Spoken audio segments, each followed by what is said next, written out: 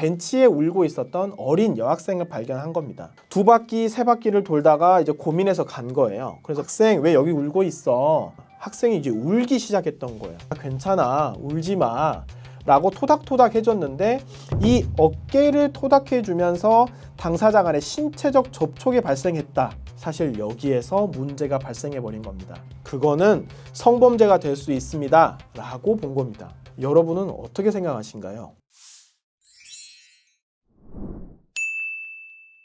공원에서 벤치에서 혼자 울고 있는 여학생을 보면 여러분은 과연 도와줄 건가요? 아니면 그냥 지나치실 건가요? 이번 사건은 야 얼른 학생 빨리 집에 가야 되는 거 아니야? 라고 위로를 해줬는데 미성년자에 대한 강제추행으로 신고당해서 형사 입건이 된 사건입니다. 변호사님, 저는 그게 위로라고 생각하나요? 아니면 성범죄자라고 생각합니다 라고 정반대의 입장이 있을 것 같은데요, 한번 확인해 보겠습니다. 당사자는 어떻게 주장하냐면 그 당시에 늦은 밤에 홀로 울고 있는 학생이 있으니까 학생 어서 빨리 집으로 돌아가, 여기서 뭐 하고 있는 거야? 위험해, 이렇게 얘기하면서 이제 이야기를 들어보니까 학생이 이제 울기 시작했던 겁니다. 야 괜찮아? 야 얼른 빨리 집에 들어가, 위로를 해줬을 뿐인데 이 수사기관에서 사실 뭐라고 보고 있냐면은 이 당사자에 대해서는 실질적으로 성범죄자라고 보게 됐던 겁니다. 왜 그럴까요? 사실은 그 위로를 하는 과정에서 미성년자에 대한 신체적 접촉이 발생했기 때문입니다. 한번 정확하게 봐보겠습니다. 사건이 발생했던 경위를 본다면 2025년 여름경에 밤 10시가 넘었습니다. 이 당사자는 이제 운동하고 있었고 벤치에 울고 있었던 어린 여학생을 발견한 겁니다. 2바퀴, 3바퀴를 돌다가 이제 고민해서 간 거예요. 그래서 학생 왜 여기 울고 있어? 빨리 집에 가야지 라고 이제 대화를 시도했는데 저 사실 오늘 엄마랑 이렇게 다퉜고 저 이렇게 아버지랑 뭐 어떤 내용이 있었어요 라고 얘기를 듣다 보니까 학생이 이제 울기 시작했던 거예요. 여학생이 이제 울기 시작하니까 당황했겠죠. 야 괜찮아, 울지 마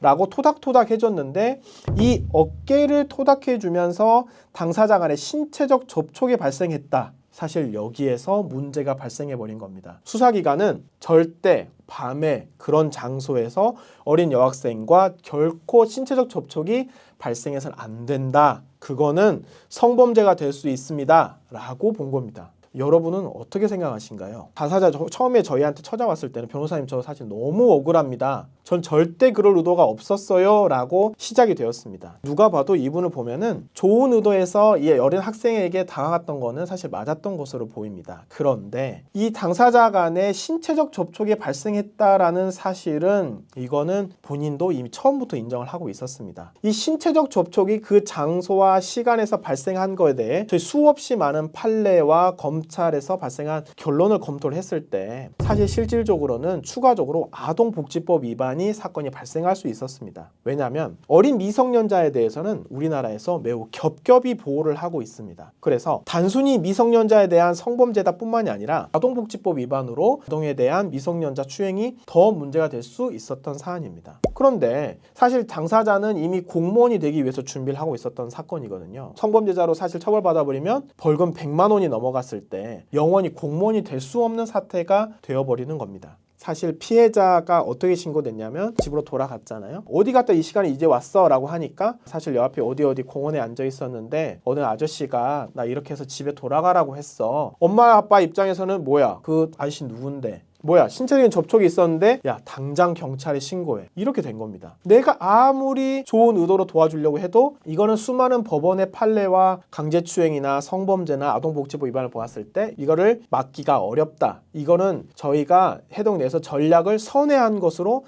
전략적으로 판단을 한 겁니다. 그래서 부모님과 이와 같은 내용을 청취하면서 나는 사실 거기에서 나는 같이 학교도 나왔고 나 여기 옆에 살고 있어, 너 배가 고프지 않니?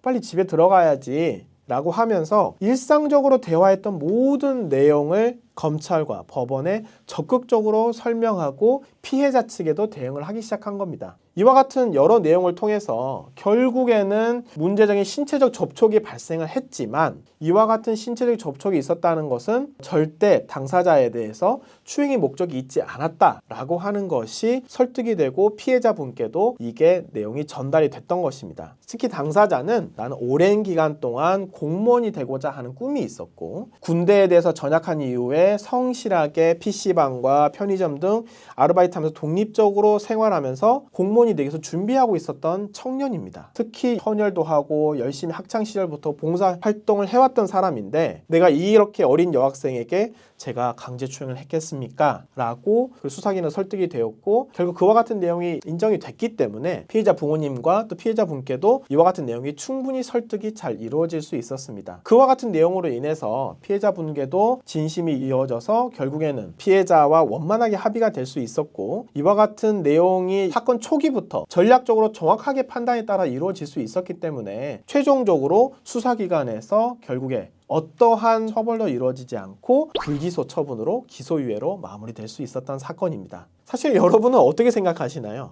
이분에 대해서는 진짜 성범죄자다. 아니다. 이거는 정말 어린 여학생을 도와주려고 어른이 얼마나 노력을 한 거냐. 단지 그만큼 접촉이 있었다는 것으로 이게 과연 성범죄자로 보는 게 맞느냐라는 입장이 팽팽하게 대립될 수 있는 사건입니다. 그렇지만 이게 결국에는 정확한 판단에 따라서 당사자에게도 그리고 피해자에게도 최선의 결과가 이루어질 수 있도록 사건 초기부터 정확한 판단하에 도와줘서 좋은 결과가 이루어졌었던 사건입니다.